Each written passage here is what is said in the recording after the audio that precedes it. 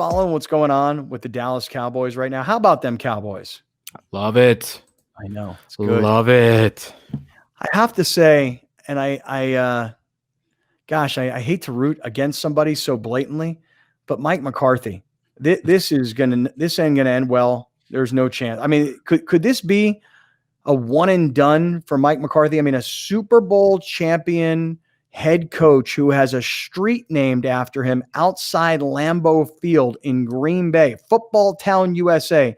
Mike McCarthy is a Super Bowl champion coach of the Green Bay Packers. Is he going to be one and done with the Dallas Cowboys?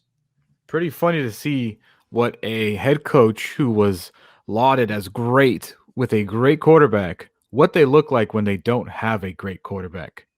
Mike McCarthy, Bill Belichick. Just funny to see that this year. Like, not so good after all, huh?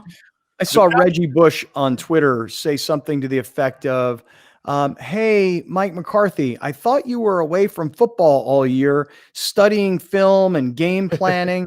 What has happened here? And I wrote back to Reggie Bush on Twitter, what happened is he left Aaron Rodgers in Green Bay. That's what happened. This looks like Jeff Fisher coaching the Rams with Jared Goff. It's terrible. And the game is over with for Mike Martz. Not Mike Martz, I'm sorry. The game is over with for Mike McCarthy, the same as it was for Jeff Fisher. The Dallas Cowboys just gave him a super long contract, and now they realizing it's too late. Jerry Jones. How long did they give him? I don't even know. How long did they give him? 5 years, I think. 4 or 5 years. Ooh. Should look that up. Ooh. I'm on it. At this point, you're gonna let Kellen Moore be the head coach. Because this is rap. It's a rap, dude. He's lost that team. I don't care what Jerry Jones goes on the radio and say. And by the way, how many other owners on the radio? How many? You don't see Dean Spanos doing that. You don't see Snyder doing that from the Redskins. You know, ain't nobody else doing that. Jerry Jones needs to go sit down somewhere, man. This team is terrible. He's the general manager. He's the GM. So he got a show? I'm looking at Mike McCarthy, 5 years. Let's see. I'm just trying to find this. Is it 5 years, 30? 5 years, 30 million. Jerry going to have to eat that. Jerry going to have to put some ketchup on it, some salt, whatever he like to eat, condiment-wise, and eat that. Let me tell you what I'm just reading right here. Mike McCarthy's contract with the Dallas Cowboys will be for 5 years, according to a source. Garrett's deal was for 5 years for $30 million. McCarthy was making more than that per year with his final contract with the Packers. So I gotta do a little bit more homework here on this Mike McCarthy contract. But Mike McCarthy should not be the coach for the Dallas Cowboys next year. Period. End of story. This isn't working, and this isn't some jumping to conclusion. If you watch that team, they are not a good football team, and they're not playing hard. That's the difference between the two. There are a lot of teams that are not good because it's a week-to-week league, and we've seen a bunch like the Redskins. They're not very good, but they play hard. The football team.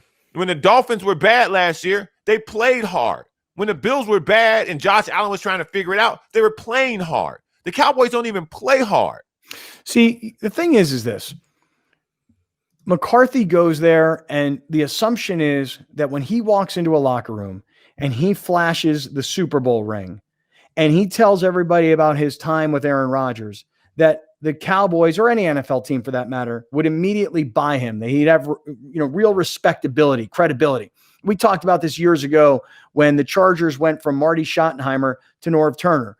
People were like, but wait a second. Norv Turner doesn't walk into that locker room and have instant credibility. People go, well, he was with the Dallas Cowboys when they won all those Super Bowls. Yeah, as the offensive coordinator, he was. Those were Jimmy Johnson's teams.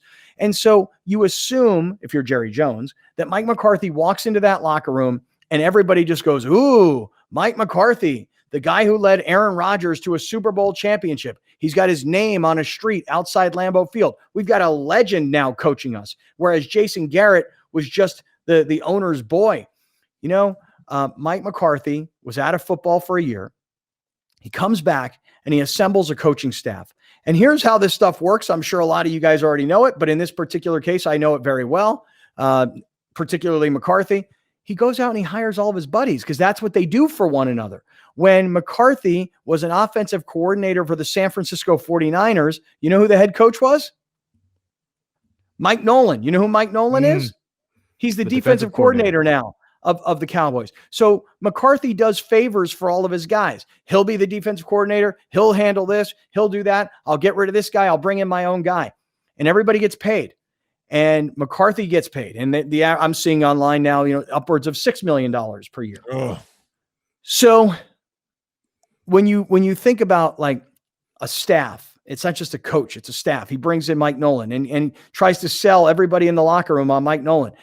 If you go back and you look, I'd have to find out. But over the last few years, Nolan was like a linebacker coach, maybe you may have to look this up for me, Alex.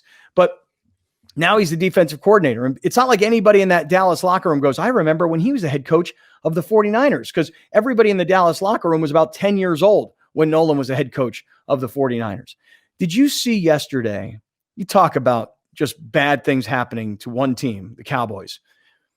Jerry Jones goes on the radio in Dallas, and as the host is asking the boss a question. Now remember, if you're broadcasting in Dallas and you have the Jerry Jones show, you're there to accommodate Jerry Jones. You're not there to ask him tough questions. You're there to just be the in-between Jerry, the radio host, the fans. You're not there to ask him tough questions because he's the boss. And I guess this one host started asking Jerry some questions, and Jerry told him to shut up. Where in the offensive line? Where just overall when these. But seriously, where would you have a leadership void? Is it an experience void? Is it a talent void? Is it a leadership void? I'm not trying to be cute here. The answer is no. The answer is no. I'm asking. There's not a. Well, just shut up and let me answer. No. Jerry, when you go into the locker room, what I'm asking is, do you see the intangibles? You're not asking me that. I gave you the answer. When I go into the locker room, there's no leadership void in my eyes. Okay. Now that's your answer. Let's move on. All right, men, you work for me. I gave you the answer. Let's move on. Don't act like you guys are journalists. Don't act like you guys are asking the hard-hitting questions. You work for me. I sign the checks. Shut up and let's move on. You're a promotional vehicle. You're not a critical vehicle. You understand, guys? You got to take them checks because that's a good job to have. But man, listen, you got to get your resume up because if you getting blasted like that, you ain't got long, man. The man just told you to shut up. So if that's the kind of work you got to do what you got to do. But as a person with an opinion, you don't want that. You don't want some guy telling you to shut up and you can't say anything back. Like, again, this is the problem with Jerry Jones, dude. You can't even be criticized. A guy can't even question if there's a leadership void in the locker room when there clearly is. Look at the play. Look at the play on the field. Well, but just to be fair, you've gone from a quarterback that most of us thought was overrated to a quarterback that most of us thought would be competent enough. And now you're on a third string quarterback who's a rookie out of a small school. He played for? Yeah. So, I mean, you got a lot of problems with quarterbacking. But again, back to the question of, is there a leadership void with the Cowboys? When Mike Nolan, the defensive coordinator, is at a press conference, this is so funny. Like, you're at a press conference and apparently, well, I shouldn't even say anything. We got to play this and then we can discuss it.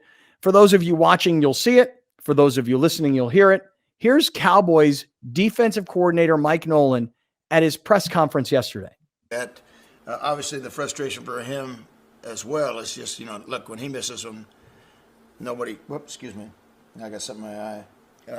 Got something in my eye. Just had some Tabasco on my finger and it went in my eye. That wasn't good. Oh, Never good. it's terrible. Jeez, I'm sorry. Hang on, guys. I'll be right back. Give me 1 second. Oh my God. He takes his mask, because everybody's rocking their mask nowadays. He takes his mask, which he's holding in between his elbow. Like, he's sitting there with his arm bent and he's got his mask on his elbow because you never know, like when your elbow might give off corona to somebody. And then as the Tabasco on his fingers is now getting into his eyes, he's using his mask to try and wipe the Tabasco out of his fingers. Listen, let me say something about dirty hands for a moment. All right, I want to discuss dirty hands here for a minute, people. This is the Dirty Hands PSA? Correct. All right. Listen to me. When you go have wings, okay? When you eat wings, you go to a restaurant, you're like, ooh, wings, they sound good. Buffalo wings, hot sauce, blue cheese. When you nibble on those wings, these are good wings. These are good. When you get done with those wings, washing your hands with the little wet nap that they bring to the table is not going to cut it. Because when you get done with the wet nap, even though it's got all those chemicals in it and you smell your fingers, through all the chemicals, you can still smell the buffalo sauce. You will have to go to the bathroom. You will have to wash your hands with soap and water thoroughly. Okay, like you're preparing to operate as a surgeon. You will have to wash your hands thoroughly. Soap, water, maybe even round 2 of soap and water. And you have to dry your hands very nicely, and you're going to have to get all of it off. And then ultimately, you smell your hands. Do I smell buffalo sauce?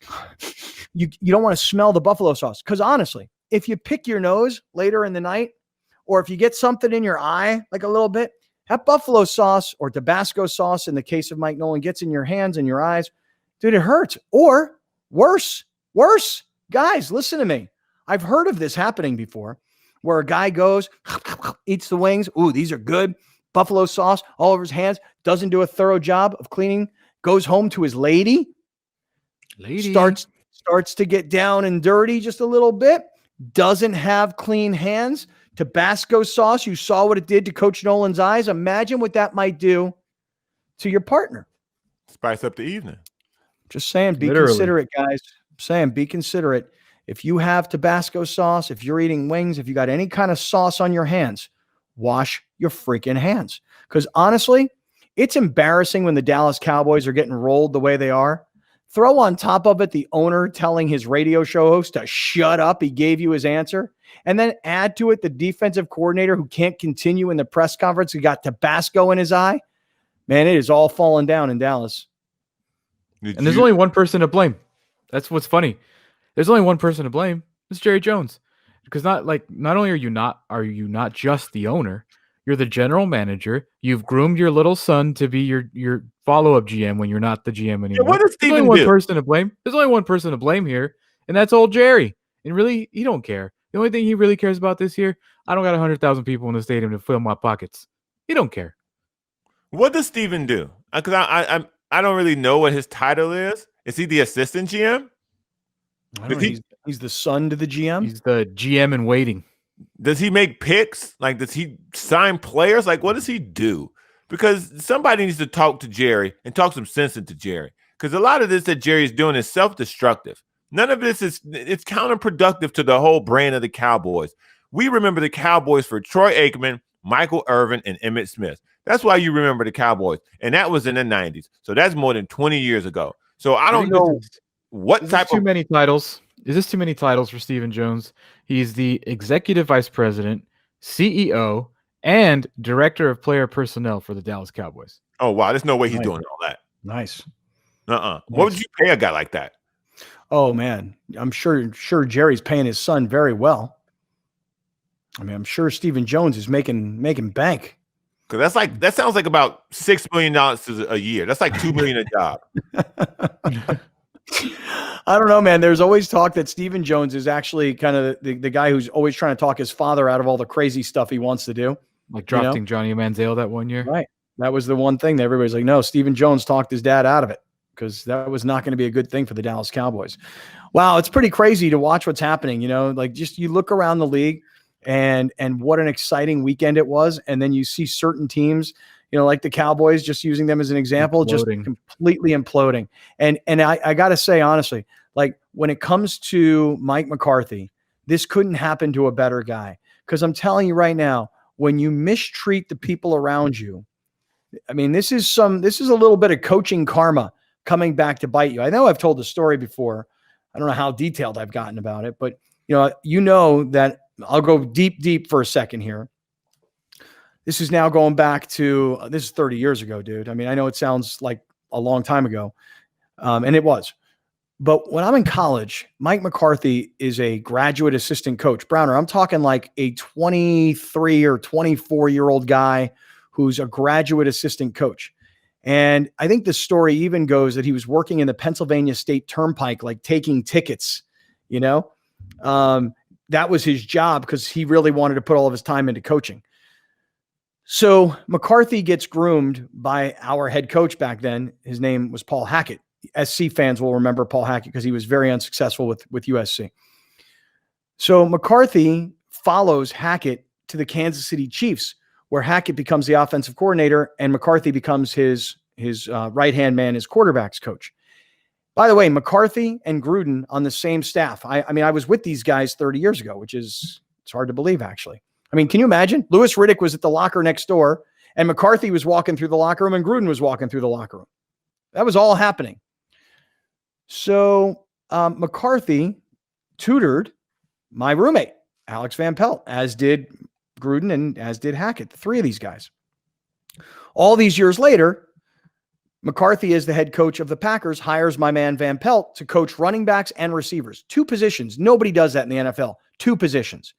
Eventually, he becomes just the quarterback's coach, Van Pelt. So in an effort to get to know Aaron Rodgers really well and to kind of buddy up to him, Aaron Rodgers, who was living in Del Mar, my boy Alex comes here and we all go out to dinner, the 3 of us, nice time, get to know you, etc. And they wind up creating a great relationship between Van Pelt and Rodgers. Rodgers hated McCarthy, and Rodgers would only work with Van Pelt. And to try and get control of Rodgers, McCarthy fires his boy, Van Pelt, fires him, scapegoats him. And I remember Rodgers, when Alex called Aaron Rodgers, like, you freaking backstabbed me. And Aaron Rodgers like, dude, I swear to God, I didn't know. And then Rodgers went to the Super Bowl and aired out McCarthy. And the relationship was all crumbling, all over egos. So a little coaching karma for Mike McCarthy to go from the Green Bay Packers to the Dallas Cowboys, have these plum jobs, big money. And without Aaron Rodgers, we're learning that coaches who you think are great because they have great players. I mean, didn't Bill Belichick stink in Cleveland? He did before he got to New England, before he got Tom Brady. Yeah, man, you need a guy, man. You need a guy. Phil Jackson needed Michael Jordan and Kobe Bryant. And Kobe, yeah.